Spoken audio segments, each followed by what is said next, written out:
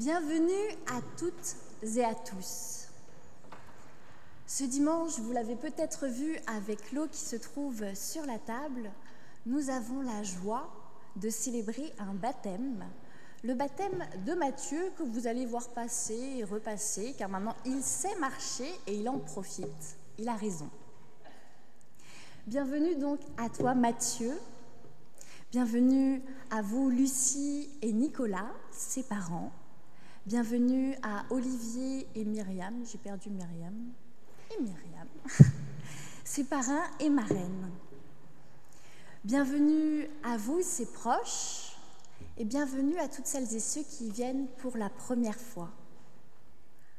Bienvenue aussi à vous, frères et sœurs, vous qui venez souvent puiser une force de vie dans la prière commune. Nous venons chercher Dieu, mais en vérité, c'est lui qui vient à notre rencontre.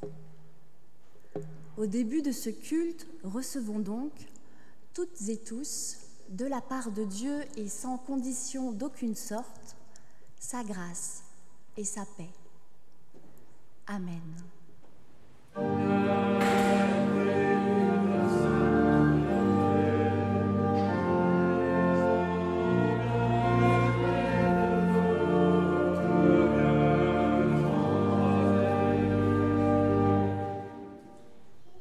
Psaume de David, psaume 23.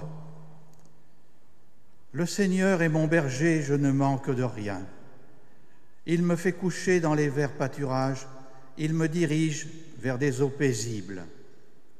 Il restaure ma vie, il me conduit sur les sentiers de la justice à cause de son nom.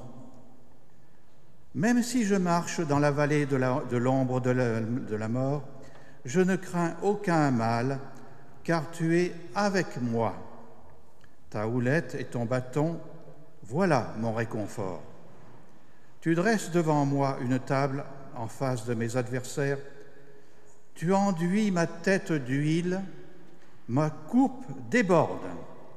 Oui, le bonheur et la fidélité m'accompagneront tous les jours de ma vie, et je reviendrai à la maison du Seigneur pour la longueur des jours.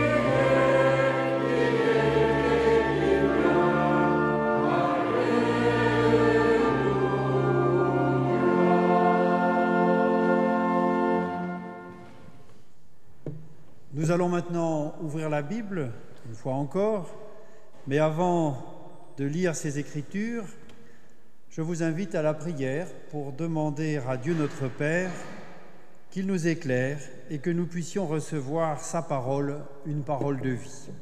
Nous prions.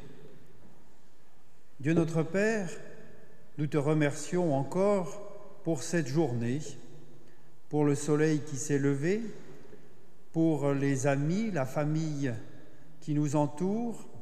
Nous te remercions pour ce baptême qui nous rappelle le lien indéfectible que tu tisses avec chacun d'entre nous. Nous te remercions pour l'invitation que tu nous as adressée ce matin de nous rassembler pour te célébrer, pour recevoir ta parole et pour en vivre jour après jour. Tu connais chacun d'entre nous. Tu sais les moments de joie, mais aussi les moments de trouble qui sont en nous, et nous t'en prions. Viens maintenant mettre ta paix dans nos esprits, viens ouvrir nos oreilles et disposer nos cœurs, afin que nous soyons disponibles pour recevoir ta parole, que cette parole fasse son travail en nous, qu'elle nous transforme pour nous rendre semblables à ce que tu veux, des humains capables d'aimer, d'espérer, de partager. Viens Seigneur maintenant, nous t'attendons. Amen. Le premier des textes que j'ai à vous lire ne vous étonnera pas, c'est un récit de baptême.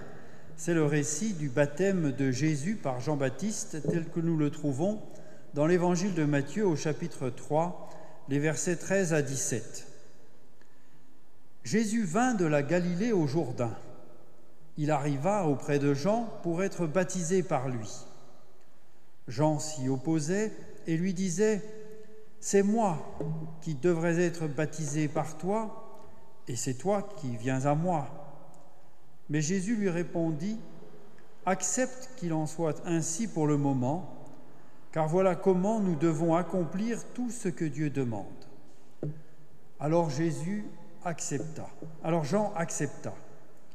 Dès que Jésus fut baptisé, il sortit de l'eau.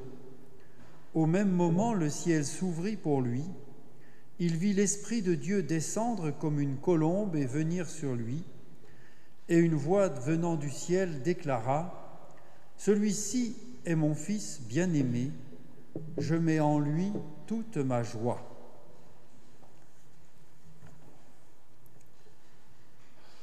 Et puis nous lisons une parabole tirée de l'évangile de Luc au chapitre 10, les versets 25 à 37.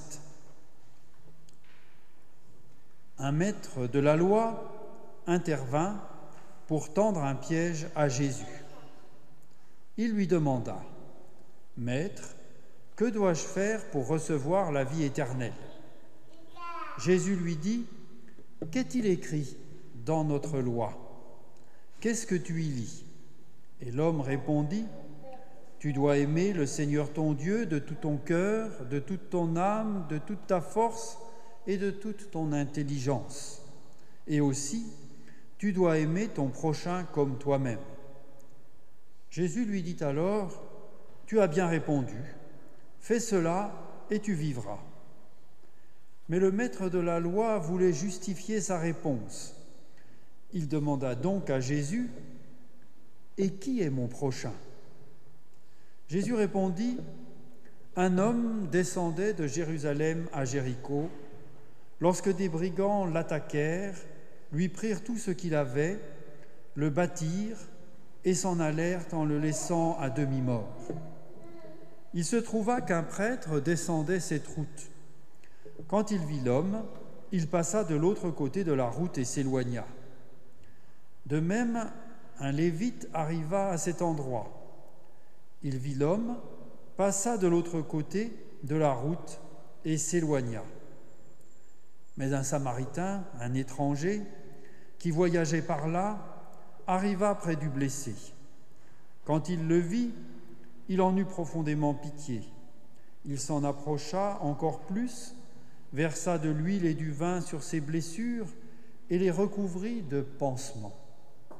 Puis il le plaça sur sa propre bête et le mena dans un autel où il prit soin de lui.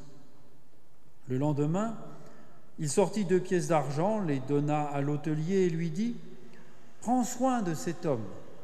Lorsque je repasserai par ici, je te paierai moi-même ce que tu auras dépensé en plus pour lui. » Jésus ajouta « Lequel de ces 3 te semble avoir été le prochain de l'homme attaqué par les brigands ?» Le maître de la loi répondit « Celui qui a été bon pour lui. » Jésus lui dit alors « Va et fais de même. » Heureux celui qui entend la parole de Dieu, qui la garde et la met en pratique. Le baptême est un acte concret, visible, palpable, qui nous dit une réalité fondamentale. En Jésus-Christ, mort et ressuscité pour nous, nous avons toutes et tous été libérés du mal qui nous emprisonnait. Nous sommes devenus enfants de Dieu, capables de faire sa volonté, c'est-à-dire d'aimer les autres et le Seigneur. Pour pouvoir aimer, il faut avoir reçu de l'amour. Pour pouvoir s'épanouir, il faut avoir reçu de l'amour. Dieu a créé en nous ce besoin viscéral d'être aimés pour ce que nous sommes et d'aimer en retour. On ne peut vivre seul. La vie est par essence un acte communautaire de partage et d'amour échangé. Et c'est ce que nous disent les 2 textes que nous avons choisis pour vous aujourd'hui. Dans l'évangile de Matthieu, le baptême de Jésus est le lancement de son ministère. Et ce que j'ai trouvé intéressant, d'ailleurs ce n'est pas moi qui l'ai trouvé, c'est un non-croyant, c'est que Jésus, en demandant à Jean-Baptiste de le baptiser, nous affirme que l'on a besoin des autres. Jésus aurait pu se baptiser tout seul. Après tout, il est le Fils de Dieu. Mais en faisant cela, il nous affirme que nous avons besoin les uns des autres. Le baptême, la foi, l'accomplissement de nos ministères, tout cela se fait en équipe, car nous avons besoin d'une communauté pour renforcer notre foi, pour accomplir la mission que Dieu nous a donnée et pour sentir son amour premier. On n'est pas chrétien tout seul. Et c'est ce que nous avons dit à Matthieu, le nôtre, lorsque nous l'avons baptisé et que nous nous sommes engagés à l'accompagner sur son chemin de foi à venir. Nous lui avons dit « Ne t'inquiète pas, tu n'es pas seul, nous serons là pour toi. » De telles paroles sont essentielles.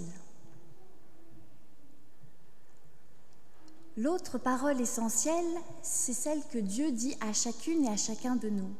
« Tu es mon fils, tu es ma fille bien-aimée, c'est en toi que j'ai pris plaisir. » Entendre cette parole d'amour inconditionnel nous permet de réaliser au moins 2 choses.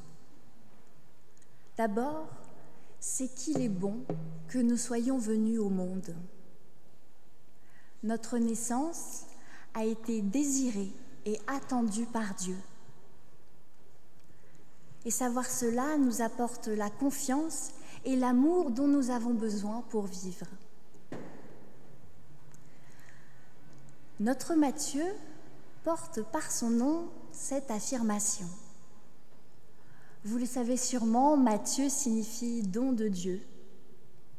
Et Lucie, Nicolas, en donnant ce nom à votre enfant, vous affirmez que c'est Dieu qui vous a fait un cadeau et qu'il l'aime tout comme vous, vous l'aimez. Et puis, entendre que Dieu nous aime nous donne la capacité d'aimer Dieu et d'aimer les autres en retour, de leur venir en aide. Bien sûr, le choix nous appartient car Dieu nous laisse libres de faire nos propres choix. Mais comme nous avons été en premier, nous avons un exemple sur lequel nous appuyer.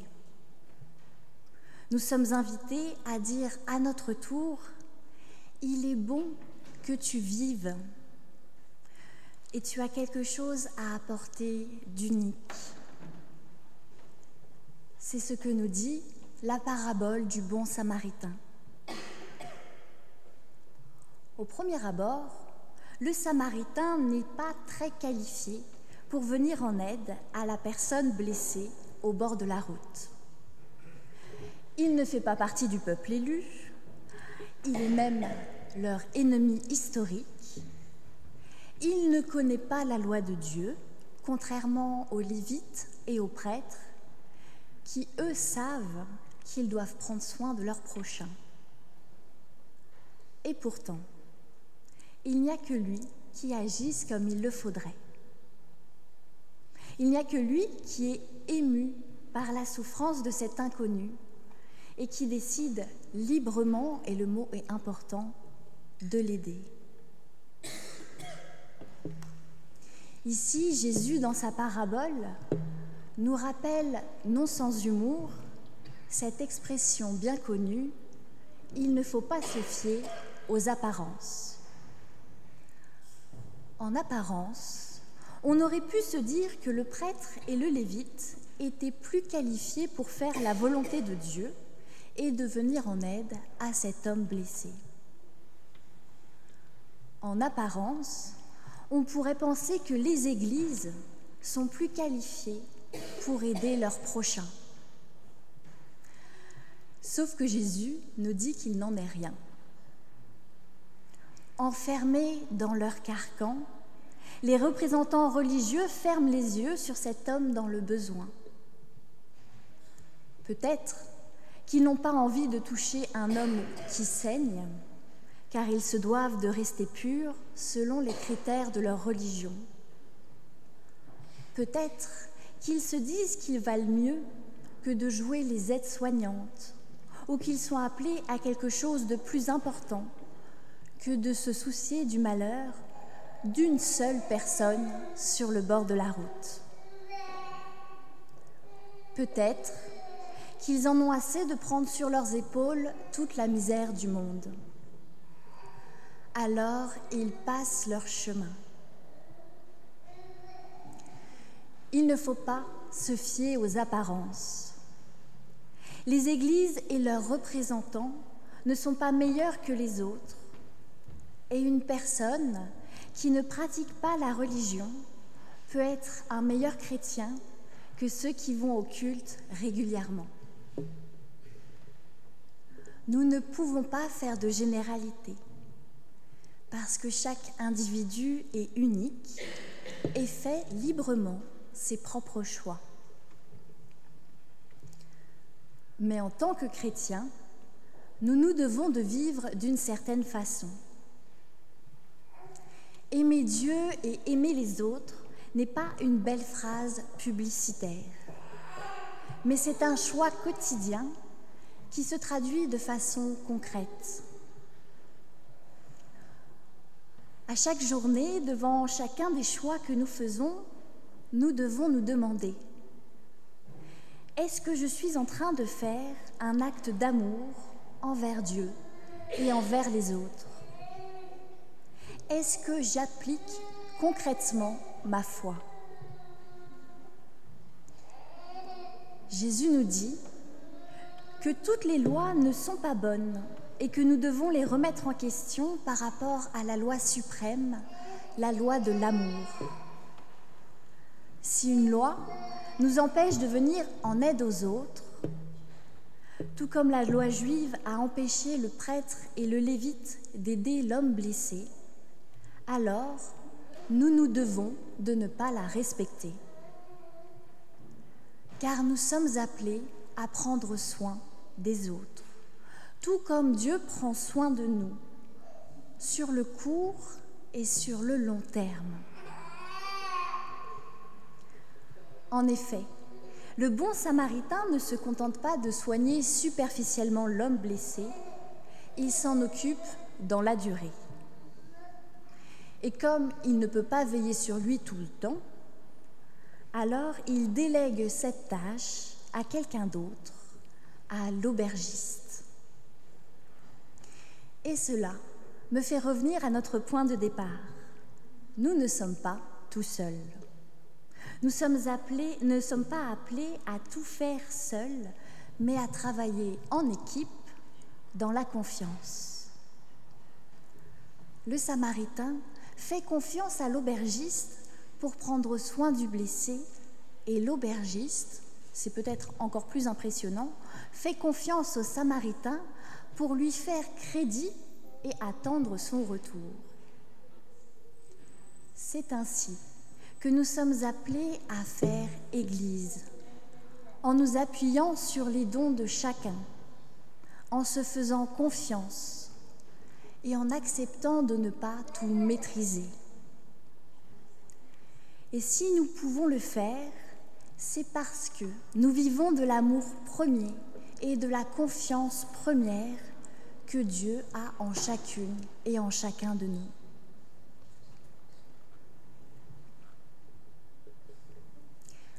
Matthieu, en recevant le baptême, tu as reçu l'amour premier de Dieu. Tu as entendu les engagements de tes parents, de ton parrain, de ta marraine et de toute la communauté. Et si aujourd'hui tu n'en comprends pas le sens, je crois que tu le ressens au plus profond de toi. Tu n'es pas seul, tu es entouré par ta famille et par la communauté chrétienne. Tu es aimé. Et cet amour sera ta force pour grandir dans la confiance. Lors de ta vie, de multiples possibilités se présenteront à toi et tu devras faire des choix. Puisses-tu, comme le bon Samaritain, faire le choix de l'amour et de la confiance? Puisses-tu t'affranchir des règles qui ne sont pas justes pour accomplir celles de Dieu? Puisses-tu aimer les autres comme Dieu t'aime? Et si des obstacles se dressent sur ta route, alors ne crains pas, car tu n'es pas seul. Ta famille sera là pour te soutenir, la communauté chrétienne sera là pour t'aider, et Dieu mettra sa force dans ta faiblesse. Amen.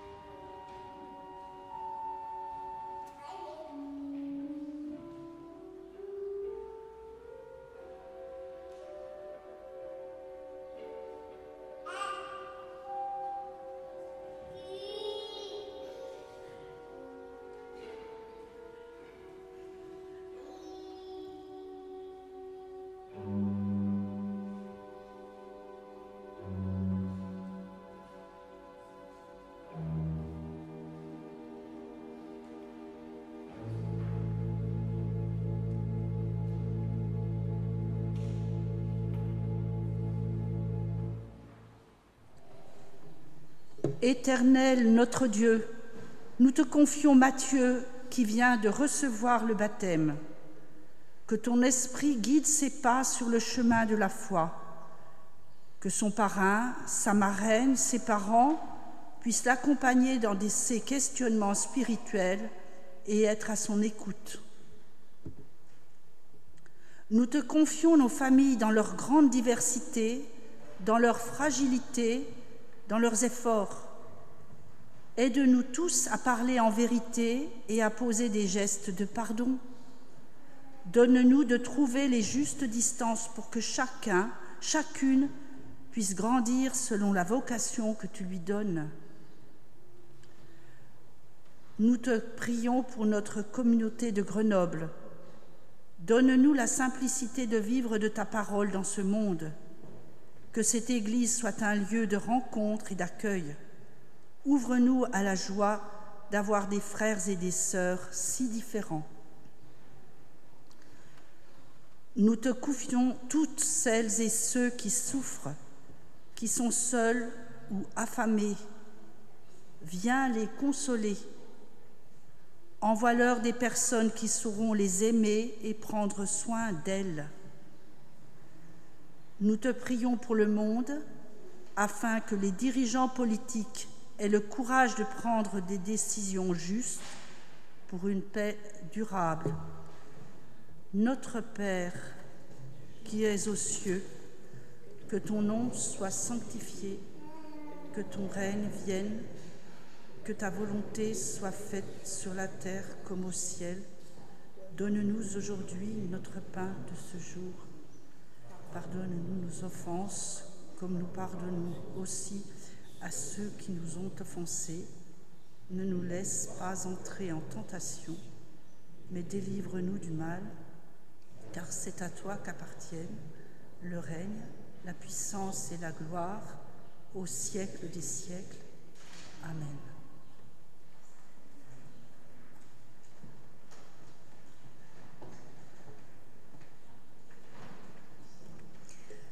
Je vous invite à vous lever pour recevoir l'envoi et la bénédiction.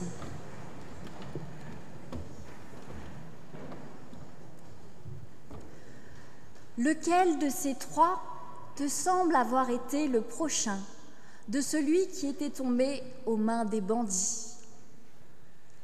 Il répondit, « C'est celui qui a montré de la compassion envers lui. » Jésus lui dit, « Va, et toi aussi, fais de même. »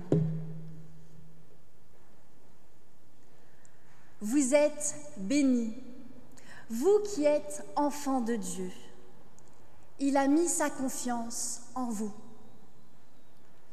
Vous êtes bénis, vous qui avez revêtu le Christ, vous marchez dans ses pas. Vous êtes bénis, vous qui êtes remplis de l'Esprit Saint. Vous serez transformés par son souffle de paix.